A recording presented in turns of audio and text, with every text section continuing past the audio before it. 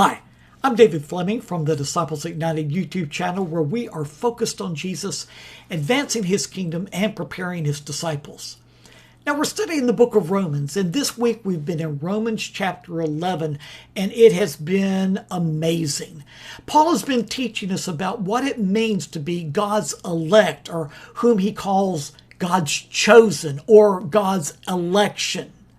And then Paul begins to give us this beautiful illustration about this cultivated olive tree.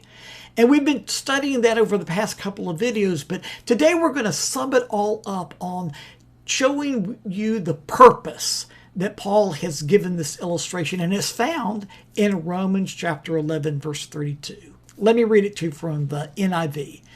Paul wrote, "For God has bound everyone over to disobedience, so that he may have mercy on them all."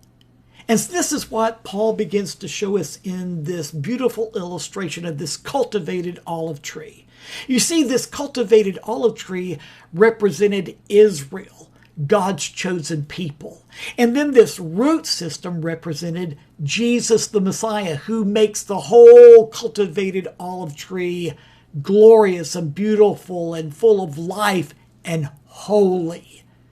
But God begins to break off some of the branches from the cultivated olive tree in this illustration. Why?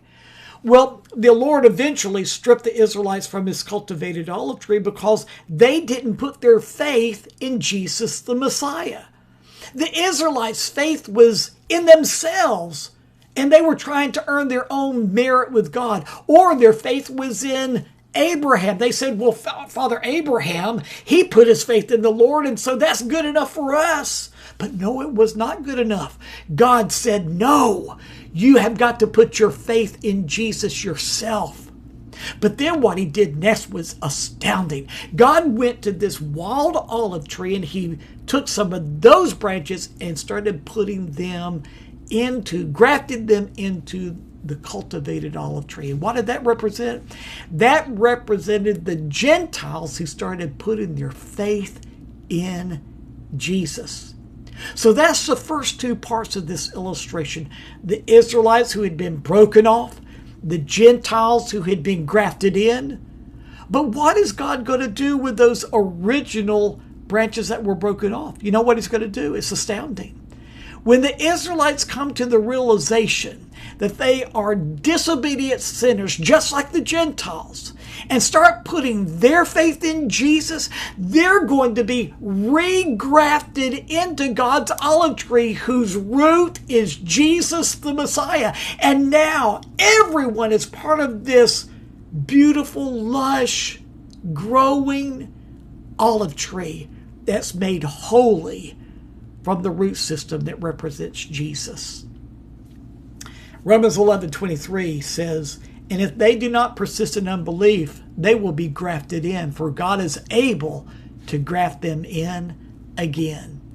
And so God is making this very strong point that the only reason that anyone is a part of his beautiful cultivated olive tree is because of Jesus, because they have put their own personal faith in Jesus. Now, originally the Jews said, no, our faith is in Abraham. He put his faith in the Lord, and that's good enough.